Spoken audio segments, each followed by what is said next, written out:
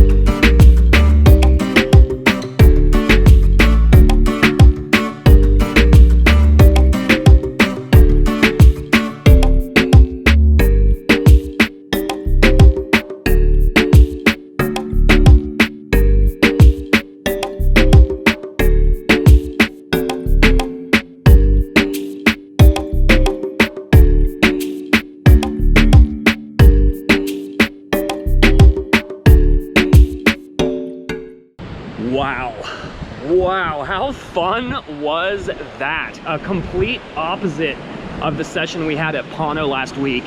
South winds are starting to pick up just a little bit, but conditions are still really glassy. So fun out there. Huge shout out to Lauren Hartman. Thank you so much, Lauren, for coming out and meeting us this morning. It's been a blast. It was really cool to link up with you finally after you've been running around the country, and I've been working with Kimry lately, and we found a vibe out here. It's so fun. Like I said, completely different than the conditions we had last week at Pono. We had a sweeping current, winds got on it extremely early. We had a negative low tide that bottomed out before the sun came up, but didn't seem to switch and was causing a huge channel and rip to form out of the jetty going southbound along the beach. And I spent a lot of my energy, a lot of my time duck diving waves, paddling, and then when I finally got a wave, I was completely out of breath and just didn't have the energy to surf it today, or last week. But the waves today, so fun, absolutely vibey. I can't believe this is absolutely beautiful. The morning May Gray is socked in as usual, but we came out here and found a vibe. Look at these two little glassy sets that are coming in right now. We had the catch surf log, and we were just trying to take the lefts. I feel like the southwest swell that's in the water coming from the South Pacific and pushing north is making the lefts a little bit better than the right. I feel like the rights are pinching a little bit, trying to force in that direction, if that makes sense to you guys. And with that being said, I just tried to go left as much as possible. Really wanting to try and get into the shore break where the waves start to jack up on the inside. Grab my rail and just kind of pull into some closeout tubes. Look at this one all the way down here. It's a little soft. The tide has been rising all morning since we got here. We've had I think we have a 3.7 foot high tide just after 12 p.m. this afternoon. So I think that's it for now. We're gonna pick this up at the house in just a second. I think you guys know what's coming here if you guys actually read the title below of what this vlog is about, but we got a Q&A coming up, and earlier this week I put it a couple times up on my Instagram surfer. If you guys don't already follow me on Instagram, give me a follow. That way you can stay up with more things up to date on a day-by-day basis. But I asked my followers what you guys wanted to see in some upcoming vlogs, and a lot of people responded with a Q&A, so I followed that up with what questions would you guys like to have me answer in this week's vlog, and that's what we're about to roll into. But right before we do that, I do want to take a quick pause to wish a huge birthday shout out to Johnny Wood. Your brother reached out to me. He told me your birthday was this past Sunday, May 22nd. So I just wanted to make sure I wished you a very happy birthday. I hope you got the vibes all week long for your birthday and are scoring some fun waves. He also told me that you have been working on your backside pop-ups and you were looking for some hints on how to get that better. I can tell you, backside pop-ups have been one of the things I've been focusing on the most lately. They are definitely a little bit more difficult than the frontside pop-up. So my best advice to you is keep your hands off your rails. That's one of the things I've been working on. And try to drop in on your backside waves straight on. Set your rail and drive your bottom turn at the bottom of the wave to kind of use the speed of your drop to set you up for a turn or whatever's about to go on. I have been in the habit of taking off on almost like a 45-degree angle from the direction the wave's breaking, and it ends up causing problems with the back of the board getting pushed, wiping out, whatever. So my advice to you, Johnny, take off straight, set that rail, and use the speed to your advantage. And with that being said, we're jumping right into the Q&A. So question number 1 asks if I've ever had professional surf instruction or if I'm self-taught. And long story short, my mom is very adamant about surfing where lifeguards are on beaches or swimming in protected areas and stuff like that. So a requirement for me to surf from her was absolutely going to a surf school. Shout out to Surf Session, Surf Camp. I'm not sure if they're still around, but they were in Fenwick Island, Delaware when I was growing up as a kid, and my mom enrolled me in a surf camp there for a couple summers in a row, and that's where I got my start. This next question cracks me up because if you watch my stories, you would know the answer to this, but are you a vegetarian? The absolute answer is no. Next question asks, when did I start surfing? The answer to that is kind of difficult because without social media to like record an exact date for something, It's hard to know the exact date, but I would say somewhere between like the 8 and 10 age range is when I first stood up on my boogie board. And right around that time, 10, I'm thinking, is when my mom enrolled me in surf camp. So I would say stand-up surfing, 10 years old. What beach did I surf my first wave at is a great question. Fenwick Island had the surf camp where I enrolled to learn how to surf, but there were no waves at the spot where the camp was my first lesson. So we actually drove south on Coast Highway to the next town south, Ocean City, Maryland, and went all the way down to the Ocean City Pier, I believe, in between the pier and the inlet. Downtown Ocean City, Maryland. Huge shout out to that town because that's where I caught my first stand-up wave. That's a vibe. Wow, this next question is actually mind-boggling. I can't believe someone thought of this, but what are your thoughts on the way the WSL has changed up things this year with the mid-season cut? If you guys watch professional surfing, you know that things have been changing over the last few years, and this year they implemented a mid-season cut where basically if you aren't within the first 2/3 of the surfers halfway through the year, you kind of get bumped off tour and have to go on to this kind of like requalification, not the qualification tour, but the Challenger Series, which is now in between the QS and the CT. I'd suggest if you guys don't follow the World Surf League, give them a follow. They're absolutely amazing. They have changed the way that professional surfing is looked at from like an audience perspective, as well as the surf community. There's been a lot of gripe about whether it's good or bad, and it is tough to watch people in the mid-season cut get interviewed after a heat where they find out, or they know they're basically getting kicked off tour and have to try and requalify. But honestly, I think it kind of raises the level and the vibe of the surfing on tour because it makes people have to want it more. I think it'll push progression, and that's only going to make surfing better. So I'm actually all for the mid-season cut. Where do I surf? Well, I live basically like Encinitas, Carlsbad area here in North County, San Diego. So the basic answer to that is North County, San Diego. I do love swamis on a good winter swell. I love beach breaks in North Encinitas, Carlsbad area on combo swells in the spring, summer, early fall. So it just kind of depends, but North County, San Diego is my go-to home breaks. Do you wear underwear under your wetsuit? No. No. What is the gnarliest situation you have ever gotten into surfing? That is a great question. Honestly, there are a lot I could go through. Surfing in hurricane swells on the East Coast bring quite a few to mind. A little bit of a shark scare on Masonboro Island, but I'm going to go with surfing Domes Beach, Rincon, Puerto Rico. Big swell, sweeping current. Domes is kind of a cove beach where you paddle out on one side and try and catch the rights on one end without getting swept out of the toilet bowl. And around the corner is a couple other spots, Dead Man's, Indicators, and there's some exposed reef on super low tides, and I got myself in a situation where I'd caught a right, and instead of coming in and trying to run up the beach to the other side, I tried to punch back out, got caught in a rip, pulled by whitewash, and almost got sucked around the corner of the cliff.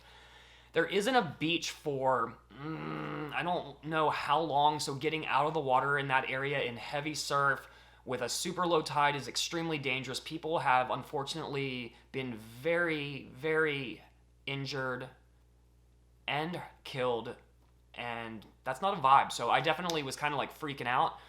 Managed to get myself in and not have to deal with that, but fingers crossed that no one else does, because that was absolutely terrifying. So what do I do for a living? That is a great question. I wish I was doing this full time. I am working my way to that. So with that being said, real quick, if you guys are new to the channel, thank you so much for tuning in. Please hit that subscribe button. It makes a huge difference for this channel, pushing forward to make me a full-time YouTuber, not having to work as a part-time server in a restaurant, which is what I actually do. Also, real quick, if you like these videos, give us a thumbs up, drop a comment in the comment section below. I absolutely love responding to comments. I love that we've built a community on this page and on my Instagram, and I can't wait to keep going with this. So thank you guys so much. You also know, real quickly, new videos, they come out every Friday, 9 a.m. Pacific Standard Time, but let's get back to the questions. Who is your favorite vlogger? I gotta say, I have a bunch. I think I did a vlog back in, want to say July, where I mentioned quite a few of the YouTubers that I watch. If you go to my YouTube, which you're already on right now, and click on channels, there's a drop list of all the vloggers that I recommend you checking out. Jamie O'Brien, Tina Cohen, Ben Gravy, Brett Barley, Jackson Lebsack, The Sickos, Justin Graham, just to name a few.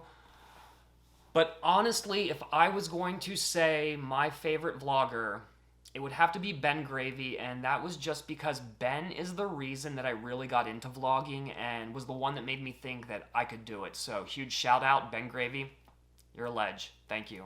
Do you like your mullet? Yeah, I think we all know the answer to that.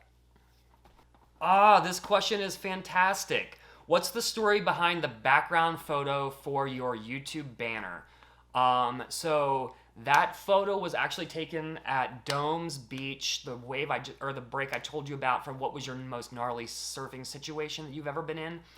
That was a day I had a photographer down there filming me, got some good clips and shots, and while it isn't a most recent photo of me, when I started my YouTube channel, I didn't have a lot of content, so I was looking at some of my older photos and chose that one based off a variety of different things. I just like the color contrast a lot, I think is the biggest thing. It really pops on the page, it really grabs your eyes to it, and I think it's a vibe, so that's why I chose that photo.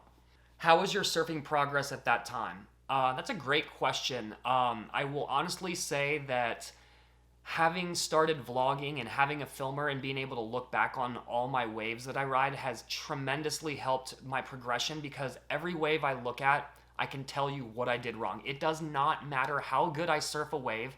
I can look at it and go, your feet are too wide, your stance is too narrow, you should have taken that bottom line and smacked the lip instead of doing a cutback. A variety of different things. It allows me to really just dissect my surfing, and I think that's helped the most. So I would say progression is moving along pretty good, so psyching on that.